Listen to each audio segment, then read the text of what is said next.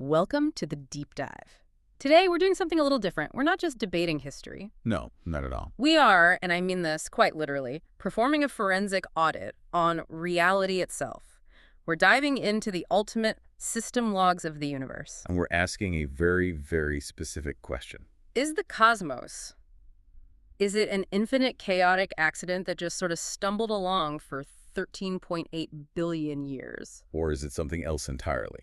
A perfect high fidelity, what the sources call a functionally mature system that was deployed, ready to run, precisely 5,786 years ago. That is the ultimate audit. And our listener sent in an absolutely extraordinary stack of sources for this. Truly. And they're not just, gently questioning the consensus. They're arguing that the 13.8 billion year number is a mathematical mirage. A syntax error. I love that phrasing. A syntax error generated by a broken yardstick. So our mission here is to execute a really rigorous, non-judgmental deep dive. We're scrutinizing the evidence for a directed, almost cinematically complex origin. Viewing the universe as, what? A secure, layered tapestry. Exactly.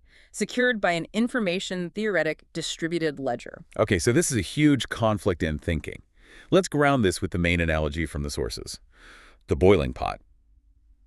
This is critical because it sets up what they call the mirage of extrapolation. Right.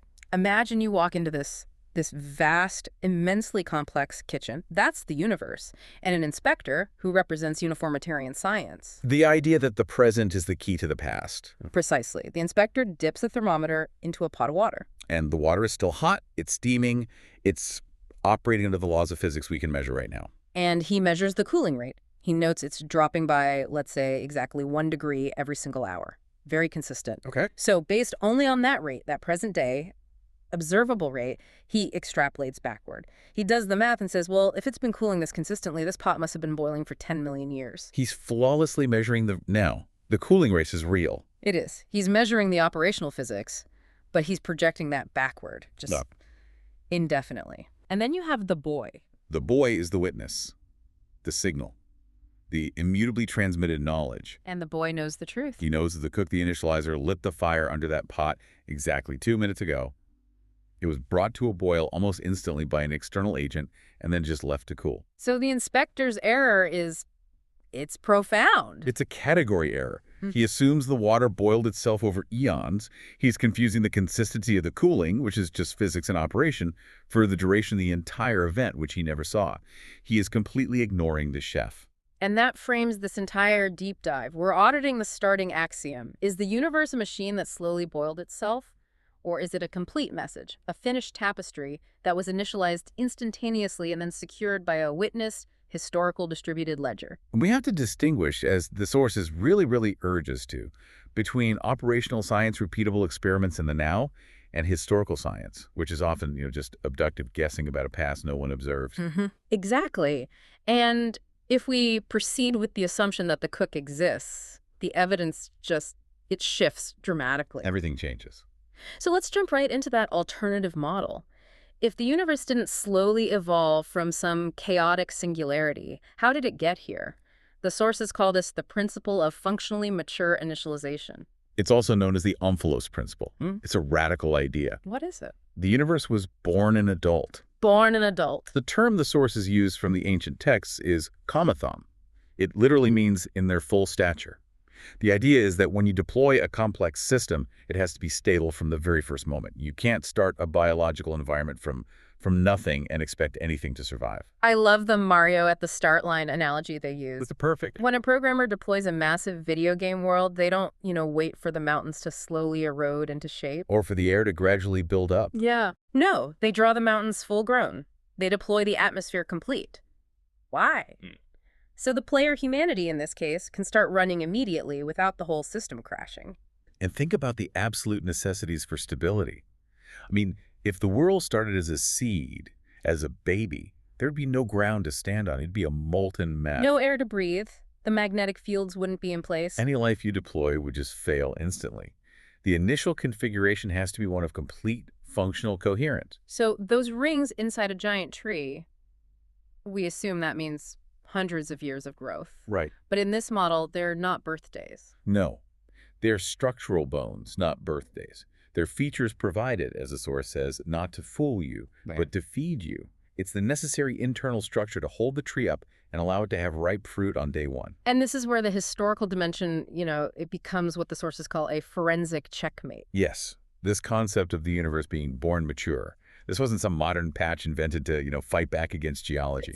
The concept of comatham functional maturity upon initialization, it was explicitly codified in the oral law, the Talmud Bavli, almost 1,500 years before modern geology or Darwin ever existed. Okay, hold on. Let me stop you there because that's a massive claim. It is. You're saying the ancient sources specified the mechanism of origin, that life was deployed ready to run long before scientists even started debating evolution. That's exactly what the sources are arguing. This isn't a post hoc justification. It's a known system specification from the author, embedded right there in the system's documentation, the Mizora. It proves the author had the hardware specs of the planet before the inhabitants could even measure them. Yes. Let's break down that functional maturity. Let's start with biology and the code. Absolutely. So first you need biological maturity, trees, plants.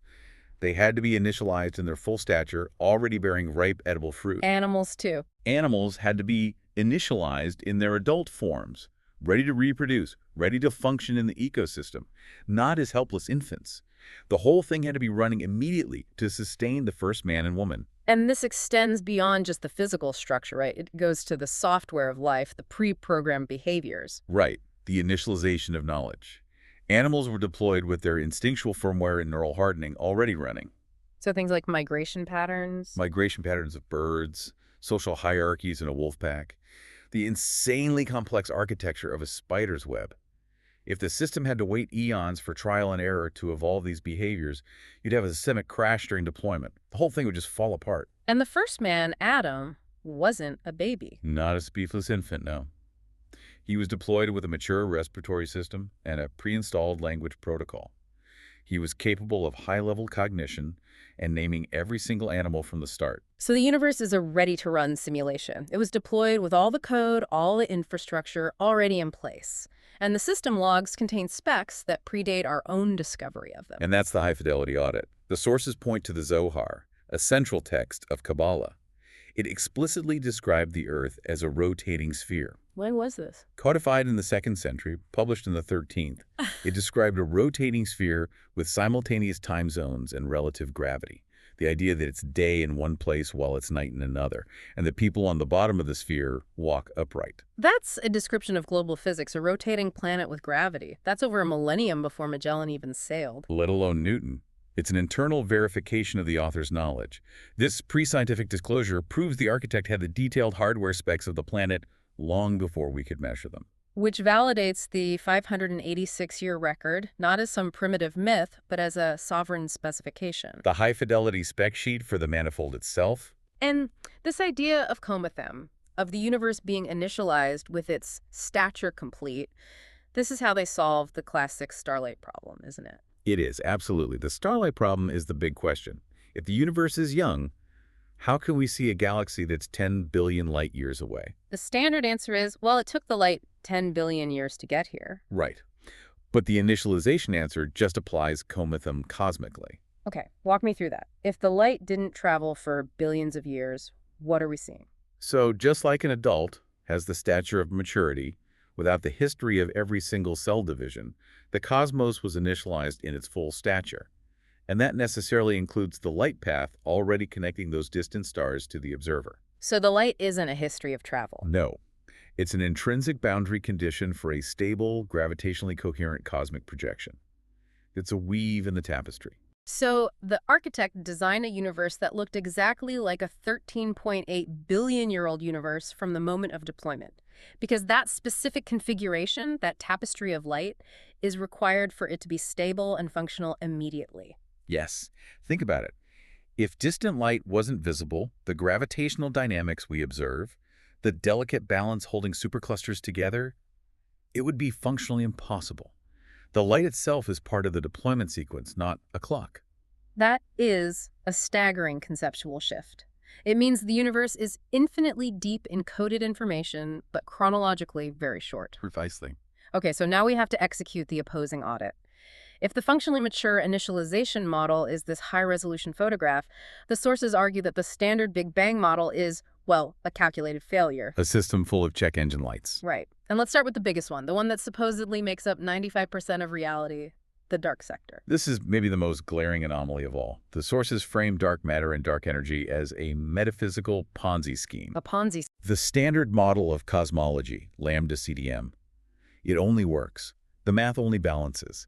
If 95% of the entire universe is made of invisible, unobserved placeholders. So dark matter is the missing gravity to keep galaxies from flying apart, and dark energy is what's making the expansion accelerate. Right, they're both just mathematical necessities to save the model. It's the ultimate fudge factor. It's like finding 95% of the money in your bank account is gone, and instead of admitting it was stolen, you just invent invisible ghost dollars to balance the books. That's a perfect analogy. When scientists refuse to acknowledge the architect holding the stars together, they are forced by their own math to invent invisible ghosts to do the work. And the sources say, in any other field chemistry, engineering a model that requires a 95% placeholder for ignorance would be just thrown out. It would be indicted for fraud. This is what they call the refusal to acknowledge the hand. But the sources suggest a radical reinterpretation. It's not missing mass, it's the pressure of the system host. And this ties directly into that cinematic layered reality you mentioned. The sources propose that these anomalies, dark energy, dark matter, might actually be artifacts of the sublime Sephiros. Okay, we have to pause there. Define that. What are the Sephiros? The Sephiros, in Kabbalistic thought, are the 10 channels or emanations through which the infinite divine light interacts with and sustains our finite physical world. Our universe is the lowest layer, Malchut. So the dark sector might be the gravitational influence of these higher worlds. Specifically, the Aura Makif, the surrounding light, exerting pressure on our physical manifold from a higher ontological dimension. So if our reality is like a complex virtual environment, Yes. the dark sector isn't invisible particles inside the game. It's the influence of the host machine, the system overhead, bleeding into the simulation. You've got it. It eliminates the need for all these hypothetical particles by identifying the dark sector as the pressure of the source. Imagine you're inside a video game and you feel this slight, inexplicable pull towards the edge of the map. It's not a new particle. No, that's the influence of the server farm, the higher dimension, setting the boundaries of the physical manifold. Okay, moving from the biggest scale down to the early universe. Let's talk about the cosmic maturity crisis, those red monsters found by the James Webb Space Telescope. This data it's just devastating for the deep time model. The JWST found these giant, fully grown, quiescent galaxies Red monsters. right at the supposed beginning of time, just a few 100 million years after the Big Bang. But the bottom-up model, which deep time needs, says galaxies start as small, messy blobs of dust and gas, and they grow over billions of years. They're supposed to earn their structure. But we're finding these fully formed, sophisticated, calm galaxies in a tiny fraction of the time needed. The sources put it beautifully. The universe woke up wearing a tuxedo. They're impossibly mature. The speed required to form them violates what we know about gravity. This, plus the Hubble tension, where different ways of measuring the expansion rate give you different answers, these are the system screams.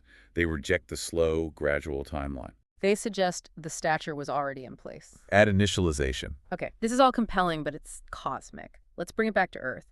Let's talk about the physical falsification of deep time. The sources list several temporal stop rules. Yes, physical processes that impose hard upper age limits, far, far below 4.5 billion years. And these are based on present-day measurements. This is the empirical checkmate. It is. This isn't inference. It's repeatable physics. So let's start with the biggest one, the lunar fuse or the recession paradox. Right. This is based on tidal friction. We can use lasers to measure the moon moving away from the Earth. It's about 3.8 centimeters per year. And the engine driving this is the tides, the gravitational relationship. Exactly. And the closer the moon is, the stronger the tides and the faster it recedes. So if it was closer in the past, it was moving away faster in the past. If you run the match backward, You find the moon would have been touching the Earth, the Roche limit, about 1.4 billion years ago. which would have destroyed both. Catastrophic tidal obliteration. So the 4.5 billion year claim for the Earth-Moon system is physically falsified by the present-day friction rate. It's a hard stop, a temporal stop rule. And to save the model, you have to just hypothesize that tidal friction was mysteriously weaker for most of Earth's history, with no evidence. It's an assumption made only to preserve the timeline. Okay, next stop rule. The ocean. The chemical stop rule or the sodium paradox? Salt. Sodium. Rivers are constantly dumping it into the oceans, about 450 million tons a year. And the ocean is a giant reservoir for it. We know how much sodium is in the ocean right now. We know the input rate. We can do the math. So you calculate the maximum time it would take to get to the current amount. And even if you're extremely generous about processes that might remove sodium, the accumulation rate means the oceans cannot be older than 62 million years. 62 million, that's less than 2% of the alleged 4.5 billion. The ocean is chemically young. The land masses are too, based on the continental erosion limit. Meaning our continents haven't been washed flat hundreds of times over? Geologists confirmed that erosion, wind, and water moves about 25 billion tons of rock from the continents into the sea every year. That's a staggering amount. It is. At that present day, documented rate, the continent should be eroded completely flat down to sea level in less than 15 million years. Yet we have the Himalayas, the Rockies. The current height and volume of land are features of a young system, not an ancient one. A lunar stop rule, a chemical stop rule, a geological stop rule.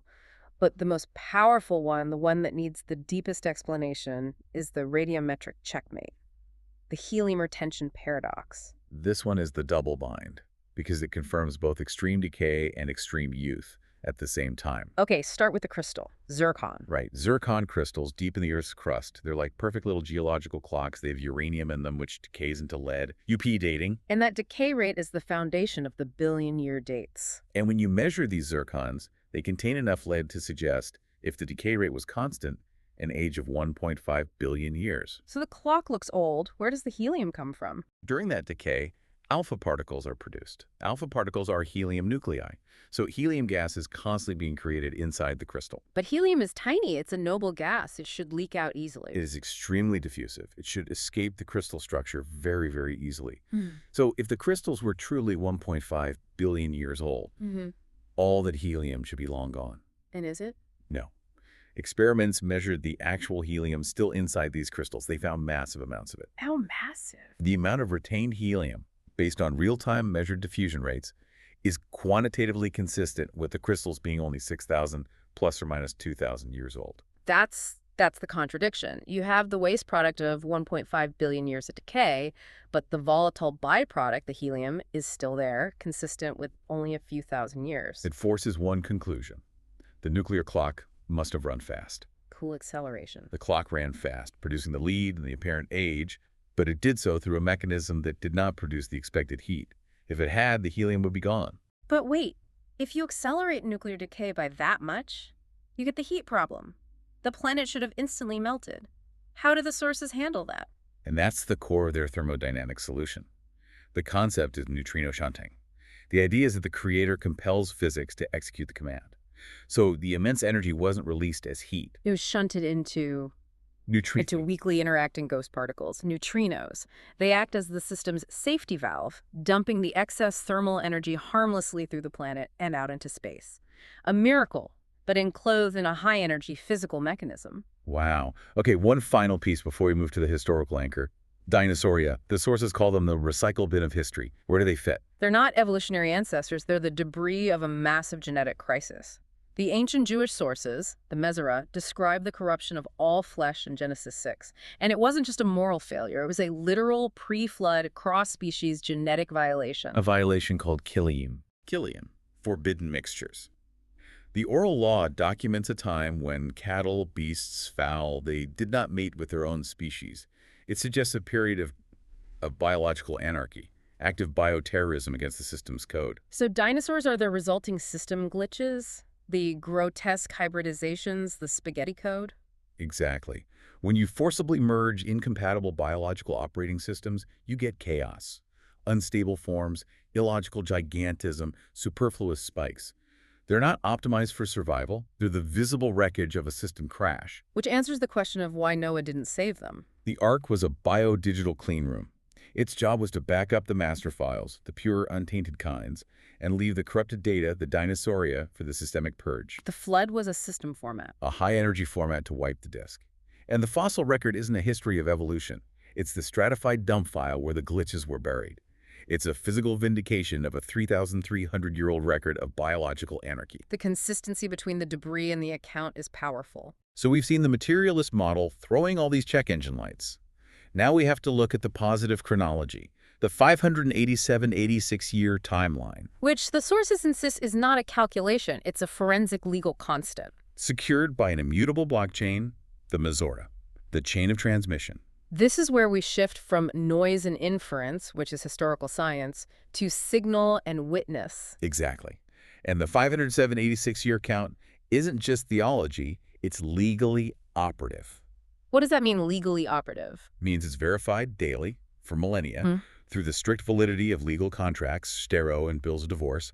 Getting every single one of these documents to be valid requires a precise date based on this Mizora. So if the foundational date were wrong. The entire legal, contractual, and family infrastructure of the Jewish nation, a functioning global entity for thousands of years, would be instantly void. It's a non-negotiable legal constant. And the anchor for that constant is the Sinai Singularity, the thermoacoustic anchor. This is where the fabric of reality gets torn apart.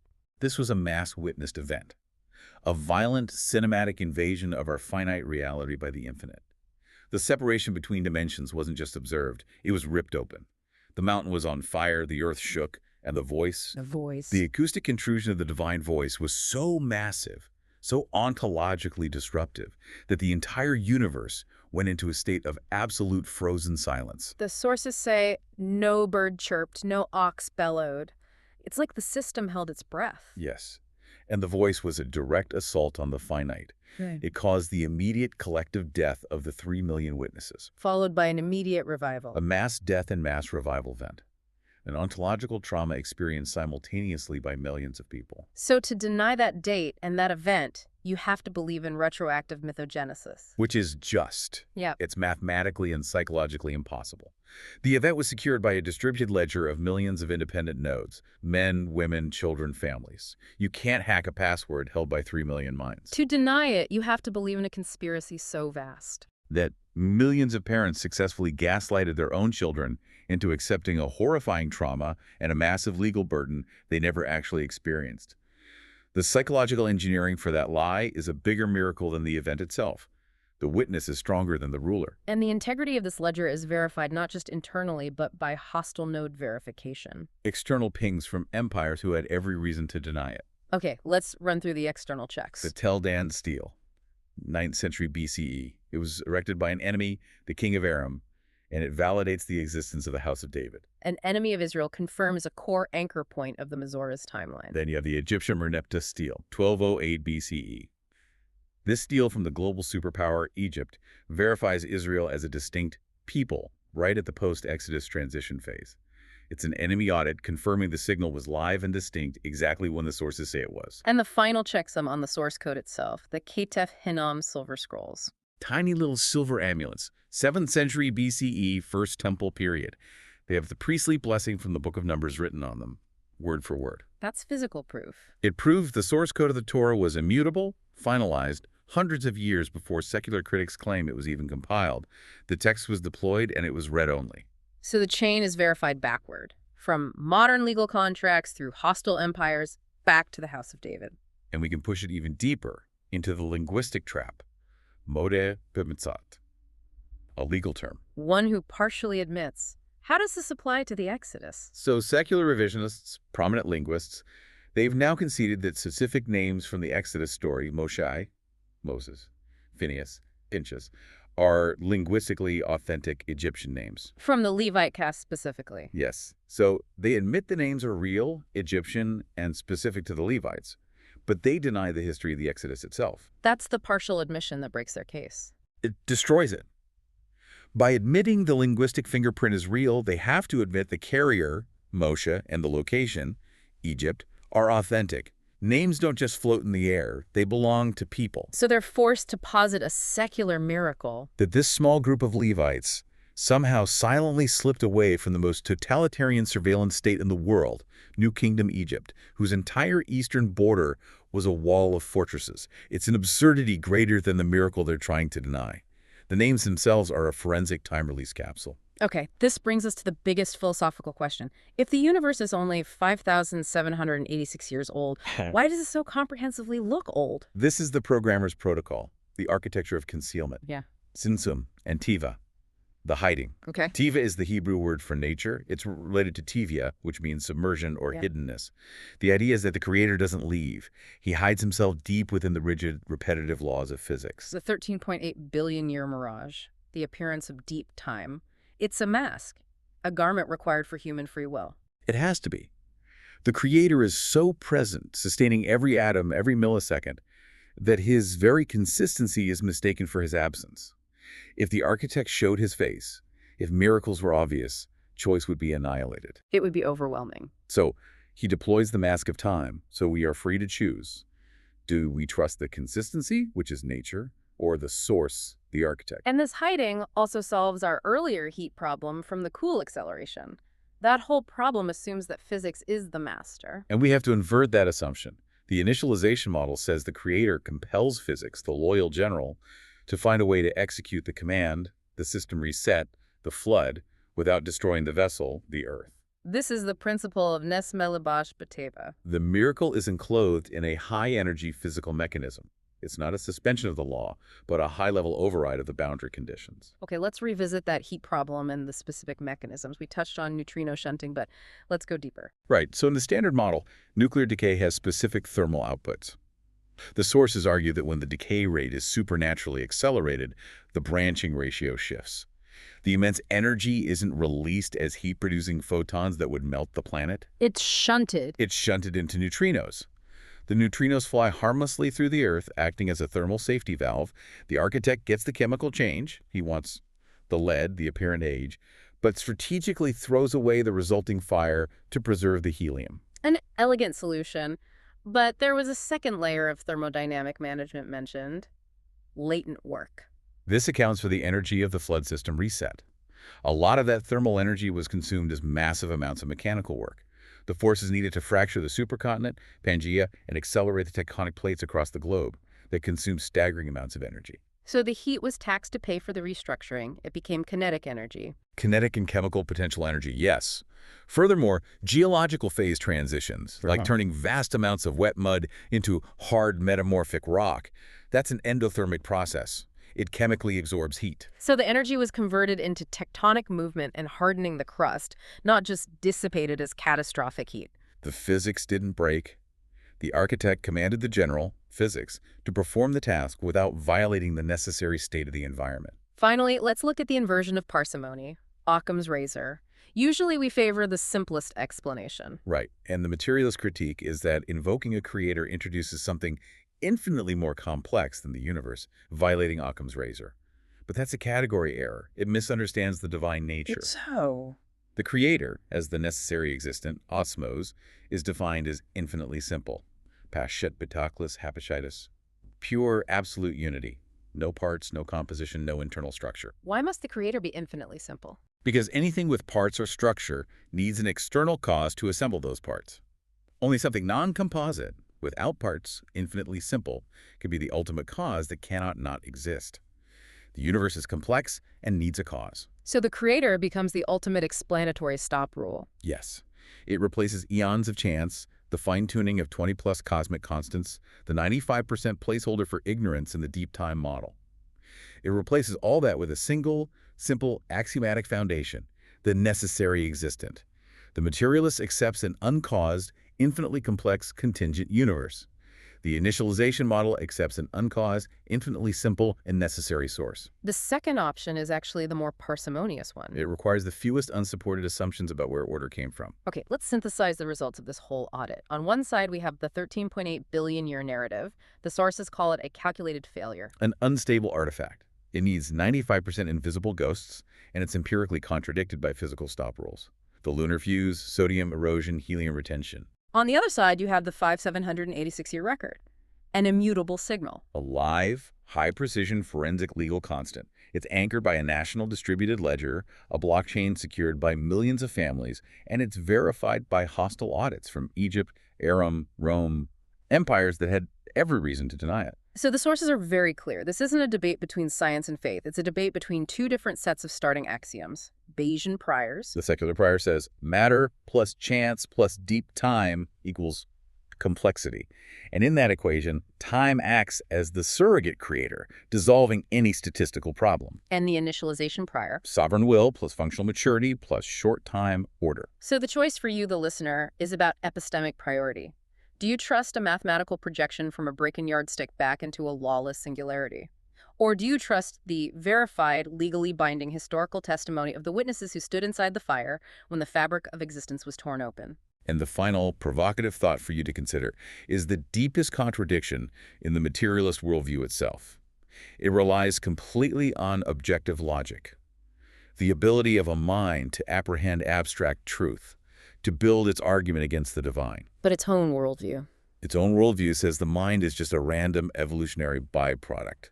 It was selected for reproductive fitness, not for truth, which defines the very logic and reason being used as nothing more than a neurochemical spasm. So if the materialist is right, If the materialist is right that consciousness is a random accident, then their conclusion that there is no God has no more objective validity than a sneeze or a stomachache. they are using a non-material divine spark of objective reason to deny the architect of reason itself. The signal is live. The audit is complete. The choice is yours.